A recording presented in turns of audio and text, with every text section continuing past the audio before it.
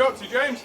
What am I up to? Well, that was a very good question because I'm stood here behind this lovely FPM RD 250/12, 2.5 metre Power Harrow with 12 rotors on it. So as you can guess, we're actually going to go and do some power harrowing with this lovely tool. Now FPM produce a range of different power harrows. This is their 2.5 metre.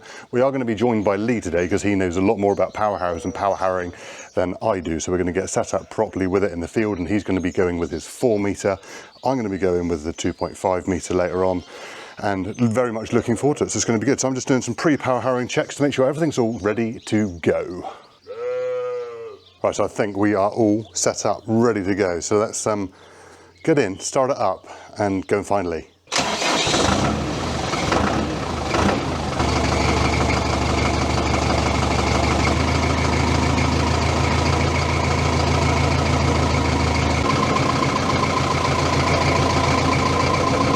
We found Lee and he's already nicked me tractor. Unbelievable.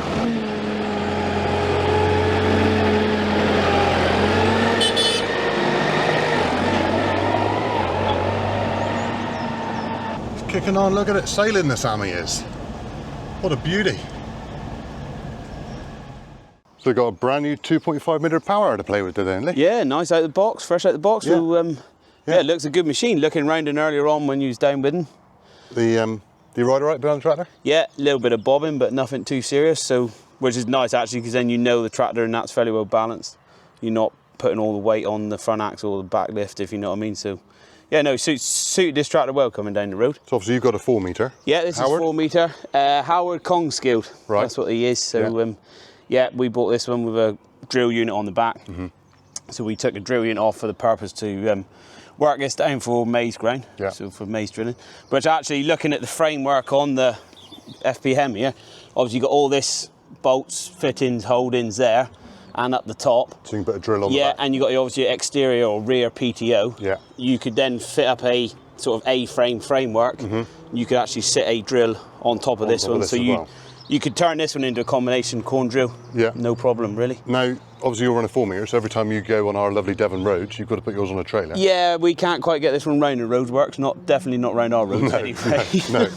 So yeah, we're fortunate we got a low loading trailer we load ours onto. Whereas obviously this one, you can pick it up out the field, yeah, drive come right up, we'll come right from the farm down to this bit of off-ground today, no problem. All round the roads, no worries. Something you mentioned just now is that this one's got 12 rotors for a 2.5 metre. Yeah, I'd say that's quite a lot for 2.5. Most 3 metres on the market, I think in my mind, just thinking now, are 11 to 12 rotors anyway. So obviously this one's running 12. We're only running, I think I'm on 16 on this one. Yeah. And that would work out right for 12 to 3, and then obviously on for another metre to 16, etc. So would them being narrower theoretically make a better job? In theory, should be, because there's more tilth. Yeah, more time's going to pass through the ground. Yeah. Whether it takes more driving or less is it's an argument. You could say yes, there's more driving or more power required because you've got to drive more teeth or more tines. But if that time's doing fraction less work, he's going to be easier to drive. Yes. So does it level itself out anyway? It's, Now, I've done some maths just now, and of 2.5 metres, I got 110 horsepower. That's it, yeah. So that works out to be 44 horsepower per metre. Yeah. You've got 180 horsepower with 4 metres, which is 45 horsepower per metre. Oh, so we should be fairly well matched then. Fairly level pegging, but obviously I got more rotors. Yeah, that's true, in comparison per metre, yes. So it'd be interesting to see how well that, they've obviously got nice packer roller on the back. Yeah, that's solid, that's good, yeah. Nice packer roller, that. Yeah, no problem at all with all those. Yeah. Good scrapers on them and bits and pieces, so I think we're in dry conditions, we shouldn't really need to worry about the scrapers, but it's more of the autumn drilling, that's when you'd probably find that you'd clay ground would, or just wet? Just clay ground or just dampy. Yeah. The combination drill, obviously you can drill in any conditions, but a lot of the time it's after, once you've harvested maize, it's later autumn, and that's where you want a good heavy set of scrapers to keep the packer roller clear as you drill in right behind the plough sort of thing. But today's job will be fairly dusty anyway, I reckon, so you shouldn't be shouldn't dirty it up today. No, you'll have created a lot of dust today. Yeah, I think so. Yeah. Now, interestingly, with FPM, they've got a production facility in Serbia in Southeast Europe, but their gearboxes are actually the same as Machio, because FPM make the gearboxes for Machio power harrows. Now, if I'm right in saying that Machio are fairly highly rated in the power harrow world. Yeah, good machines, they are. So it'll be interesting to see you know, how this one performs. No, I think he'll be fine. I think he will do a good job. Yeah. Anyway, I think without further ado, we better get in the field. Go up and see what we can find. And see if we can power harrow. Yeah, we'll go. So, Mr. Warren, I've never done any power harrowing before. Right. So I'm presuming there'll be other people who watch this who haven't either. Yeah. No, it's fair enough. Setting up wise, what is entailed in it? Obviously, depends on what crop you're doing, I suppose. Yeah, it depends on what you crop. The maize crop we're drilling into this field here, we want to work to a depth of 4 to 5 inches, and then the seed will be planted around 1.5 to 2 inches, so 40 to 50 mil deep.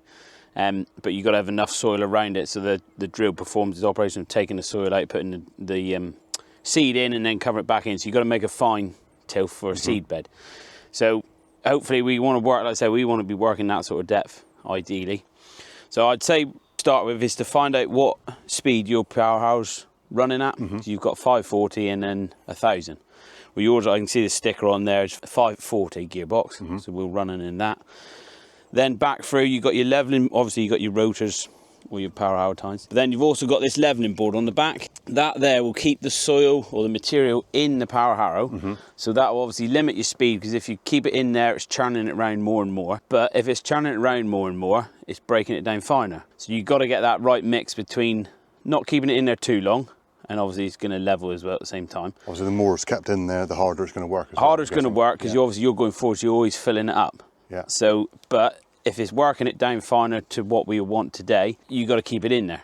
So you just got to worry about, we can alter obviously on these turnbuckles here, got one each side. Obviously we've measured them already to make sure that's it. He's all even at the moment, so when we wind it in a minute, we'll wind it at the same time if we need to lower it or raise it. Yeah. After that, to control your depth as well, you've then got your you've got all your holes here on the side. Yeah. So we obviously just pull the R clip out, move it up or down, etc. And then your top link. Top links tends to run level to leave. I tend to run with this, the power harrow bed level, as you're working in your field sort of thing. Because your power harrow bed's fed up with like a liquid grease oil. Yeah. So obviously that's all spinning around to keep it all lubricated, all the moving parts, etc. And obviously you get probably even wear in your tines then as well, rather than you don't want to be, not diving in in forward sort of thing. Yeah. So yeah, until really we starting up now, going putting down and see what he goes to. First place to alter would be your pins on the back, and then with your top link, etc. And then once we got to a depth we'd like, we can then keep an eye to what the leveling board's doing, and then either keep it in, let it out, or we'll see what happens. Nice.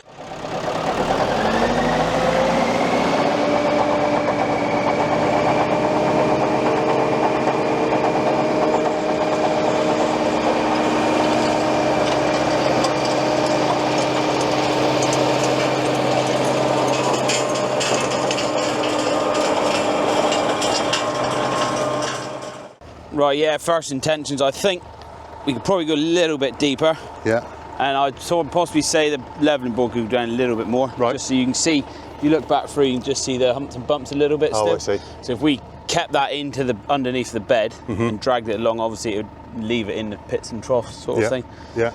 So we could alter on the back here to get a bit deeper, alter these here, but we can let these down as well. Let these down as well, yeah. Yeah.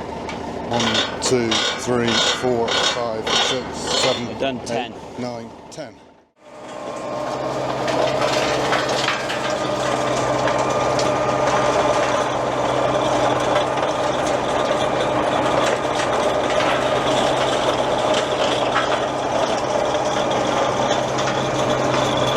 I think that's a bit deeper, Mr. Warren. Yeah, definitely deeper. The tractor was snorting. It might be fractionally too deep. We can just wind the top link back a little bit. Yeah. But it's given us a better finish. If you look back through it now, you can see compared to two, that one's got more dips and troughs. Definitely. It all helps the seed to soil contact for germination. Which the finer the soil, the better it is. Yeah, which is what we're looking for. So yeah, we'll go with that. Lovely. Proper. Yeah. Nice.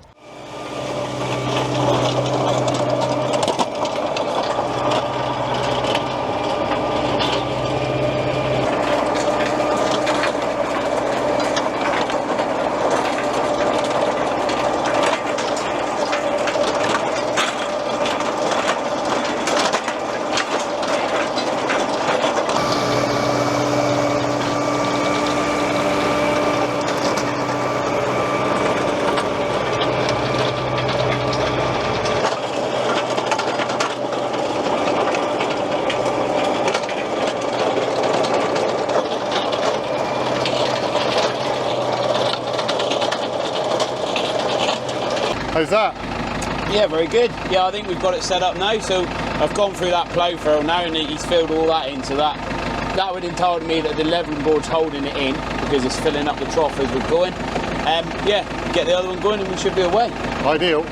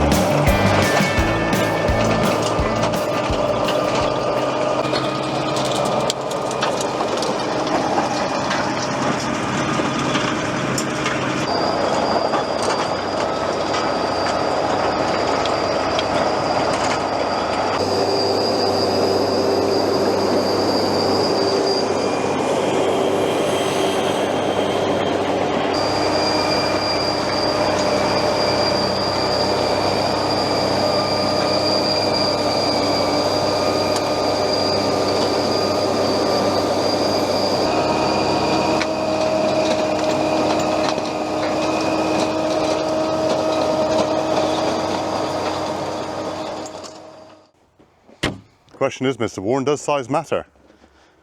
It does, but it's how you use it. Oh, there we go. No. Says it all, doesn't it? Really pleased with the machine. Very impressed with him. We can see here, like, where he's parked in now.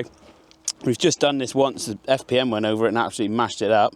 I've been over the second time and real pleased with this area here, which we mentioned before about going over twice. Needed going twice. Yeah. So I think actually, like, where we touched on to start with having the 12 rotors, I think it has mashed it up.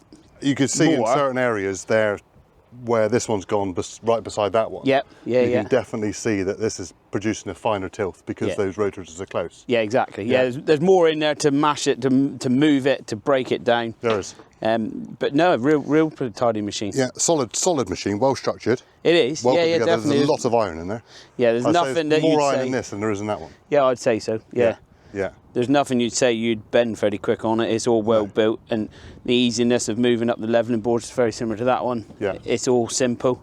Now, all open and honesty, we did break one shear bolt. Yeah, I'd probably say you'd favour more of a slip clutch or a sprung loaded like shaft. Which you could have in a PTO anyway. Yeah, exactly. Yeah. It's on the PTO, like this one here. He's got the inside in there, isn't it? The yoke is on a... He's on a shear bolt. Yeah. So it would be nothing to change it. It really wouldn't be nothing to change it. But then obviously you can slip in rather than breaking a shear bolt. Yes. With downtime then. Exactly. You know, if you move in your clutch like that and you're doing something wrong. Well, exactly. You're either going too deep or, well, you've obviously got to go too deep sometimes, but you're just more than likely is speed. That's what causes the trouble. Yeah. But I'd say a shear bolt possibly would go with impact of a stone. Yes. And I'm afraid we're in a bit of a obviously stone area. we had definitely, you've probably seen it on camera, some of the stones some come stones up flying around. But all told, pretty good machine. Yeah, very good. Yeah, real pleased, well built, and it's done everything we've asked, but like I say, over here, and from run fine on 110 horsepower. Yeah, no problem. Yeah, no, and they both matching the speed very well. They marching along quite happily together. Yeah. Well, there we are. There's more FPM machinery videos to come. We have got an 8-star tedder. We have got a 3-point-something metre mower not conditioner. Not the measure, it's 3.4. Not in that order. We'll use the mower before we use the tedder. Yeah, we'll probably do that first. Yeah. And get those videos done soon. We'll link a video right here for the flail topper video that we filmed, what, a fortnight ago? Yeah, about that, yeah. So hopefully really we'll keep you in touch with what Lee's maze looks like. Yeah, on Instagram and everything. So we might get some clips of that going on. Yeah, so yeah, thank you very much for watching. We'll see you in the next one. Cheerio. Cheerio.